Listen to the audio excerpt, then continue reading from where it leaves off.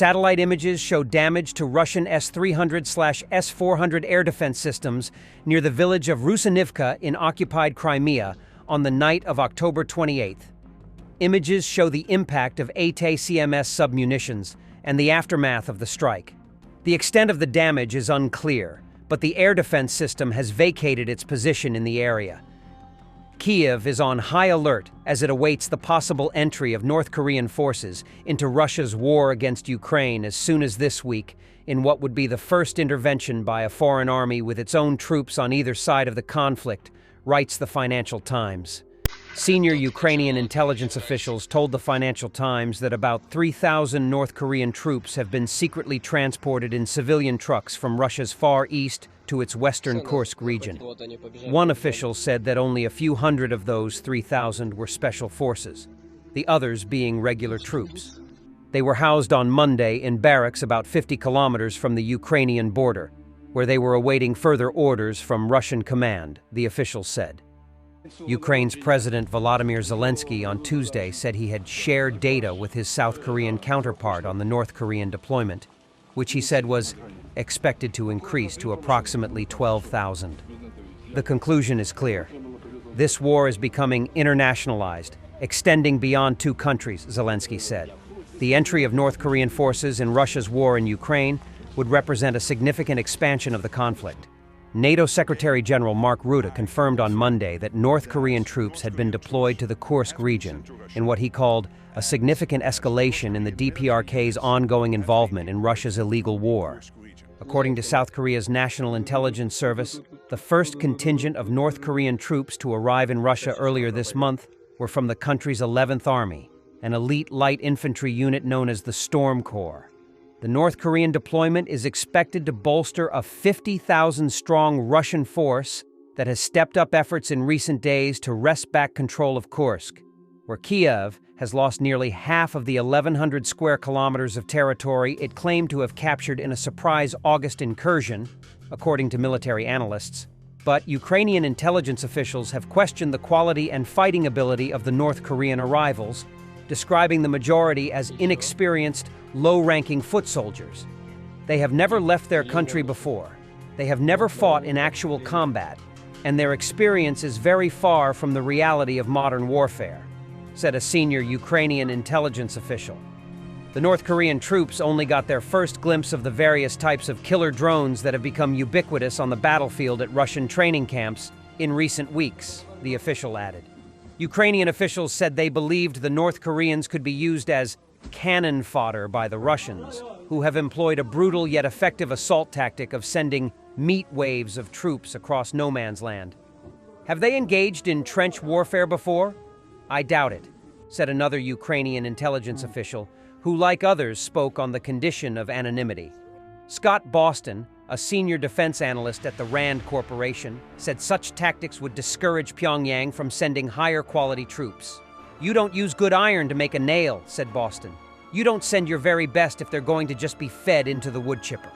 But Yang Uk, a defense expert at the Asan Institute for Policy Studies in Seoul, questioned the feasibility of such a strategy, given the coordination required for joint offensive operations with Russian units.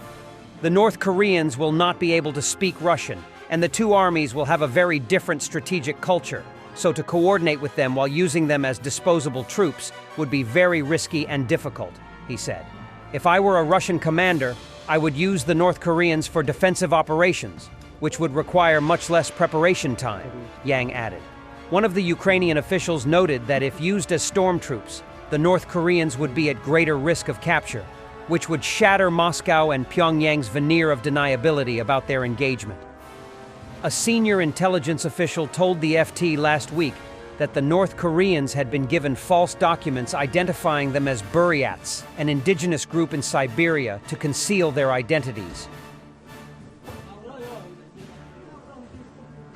Yet another staggering story from our friend Dmitry from War, translated, speaking of wounded Russian soldiers sent back to the front lines in Donbass. A 28-year-old who signed his contract on July 11th was sent on his first brutal assault near Toretsk by August 13th. By August 19th, he'd already sustained injuries and underwent surgery. Yet he received no follow-up care and was sent back to the front on August 31st. Just a day later, on September 1st, he was severely wounded again. Due to conflicts with his commanders, he was subjected to basement treatment as punishment. Only after his wife appealed to the prosecutor's office was he freed. But even then, on October 29th, with his leg still badly damaged, he was forced back into the assault. And there are hundreds, even thousands, of similar cases. You have to wonder, does he regret his choice? Just 3 months ago, he was a healthy young man. Was that $20,000 really worth it?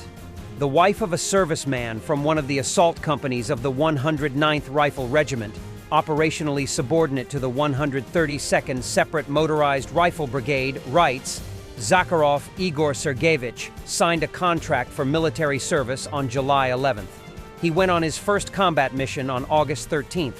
5 days later, during a combat mission, he sustained shrapnel wounds, and during those same days, he experienced a flare-up of pancreatitis. Than Zakharov was admitted to a military hospital in Horlivka.